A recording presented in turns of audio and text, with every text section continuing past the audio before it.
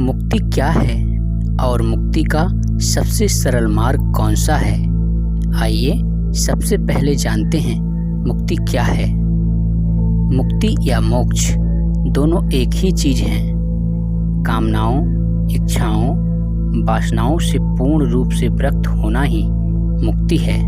अब सवाल उठता है कि मुक्ति कैसे प्राप्त की जाती है, इसे प्राप्त करने के कितने मार्ग हैं और सबसे सरल मार्ग कौन सा है। तो आइए इन सभी प्रश्नों को विस्तार से समझते हैं। मुक्ति का सबसे सरल मार्ग मोह और आसक्ति से मुक्त होकर सत्य की खोज में अपने आप को समर्पित करना है। अब हम जान गए हैं कि मोह और आसक्ति से मुक्ति ही मुक्ति का सबसे सरल मार्ग है। लेकिन प्रश्न है कि इस मार्ग को कैसे तय किया जाता है, इस पर कैसे चला जा सकता है। तो आइए इसे जानते हैं। यह मार्ग आत्म साक्षात्कार, ज्ञानी पुरुष की संगति और निरंतर साधना के माध्यम से तय किया जाता है। अगर थोड़ा विस्तार से जाने तो पहला, आत्म साक्षात्कार क्या है? अपने आप को जानने की प्रक्रिया ही आत्म साक्षात्कार है।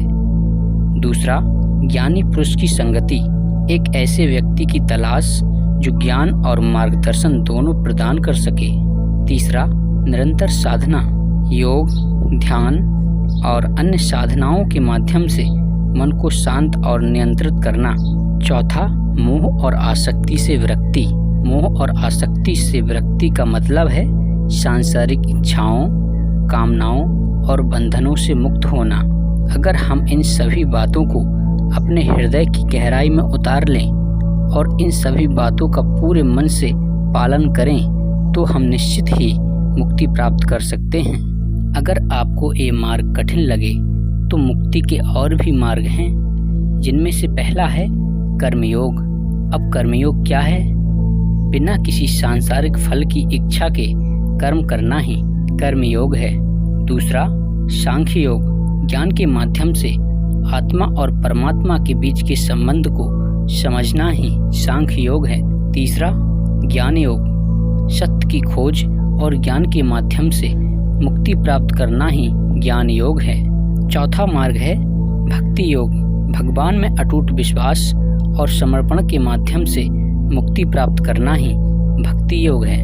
अब हमने मुक्ति के और भी मार्ग जान लिए हैं, लेकिन मुक्ति का सबसे सरल मार्ग मोह और आसक्ति से विरक्ति है। इसे थोड़ा विस्तार से समझते हैं। मोह और आसक्ति क्या है? इससे कैसे विरक्त हुआ जाता है? मुक्ति का सबसे सरल मार्ग मोह और आसक्ति से मुक्ति है। अगर आध्यात्मिक दृष्टिकोण से देखा जाए तो इसमें बहुत सार छिपा हुआ है। इसमें यह समझाया गया है कि आत्मिक या मानसिक शांति पाने के लिए व्यक्ति को मोह और आसक्ति से मुक्त होना आवश्यक है। मोह और आसक्ति में जो गुप्त संदेश है उसका अर्थ है कि मोह हमें संसार की वस्तुओं, संबंधों और इच्छाओं से बांधता है। आसक्ति किसी विशेष व्यक्ति, वस्तु या स्थिति से अत्यधिक जुड़ाव है जो पीड़ा या भ्रम का कारण बनता है। जब तक मन इन दोनों से ग्रस्त है तब तक मुक्ति, चाहे वह आध्यात्मिक हो या मानसिक, संभव नहीं होती। भगवद गीता और बौद्ध दर्शन में भी यही मूल बात बार बार आती है। असंगत्व ही शांति की कुंजी है। मुक्ति का सबसे सरल मार्ग मोह और आसक्ति से मुक्ति। मानव जीवन का परम उद्देश्य है मुक्ति। यह मुक्ति केवल शरीर से नहीं बल्कि मन, चित्त और अहंकार से भी होनी चाहिए। हम जन्म लेते हैं, कार्य करते हैं, संबंध बनाते हैं, आशाएं पालते हैं और फिर उन्हीं में उलझ जाते हैं। मोह क्या है? मोह वह बंधन है जो हमें असत्य को सत्य मानने पर मजबूर करता है। हमें लगता है कि सुख किसी व्यक्ति, वस्तु या स्थिति से मिलता है, पर जब वह नहीं मिलता तो दुख, क्रोध और पीड़ा जन्म लेते हैं। आसक्ति क्या है? आसक्ति मोह का ही गाढ़ा रूप है। जब हम किसी वस्तु या व्यक्ति को मेरा कहने लगते हैं तो यही मेरा सारे बंधनों की जड़ है। अब प्रश्न उठता है, मुक्ति कैसे मिले? उत्तर सरल है।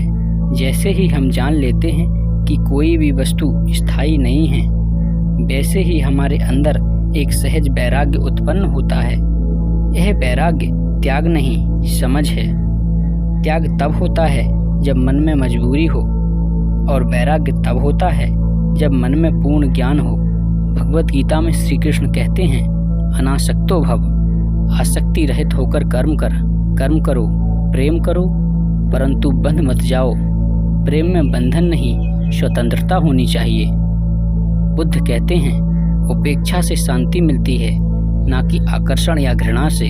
उपेक्षा का अर्थ उदासीनता नहीं, संतुलन है, जहाँ ना राग है ना द्वेष। अंत में एक ही बात कहता हूँ, मुक्ति कोई दूर का लक्ष्य नहीं है, वह इसी क्षण संभव है।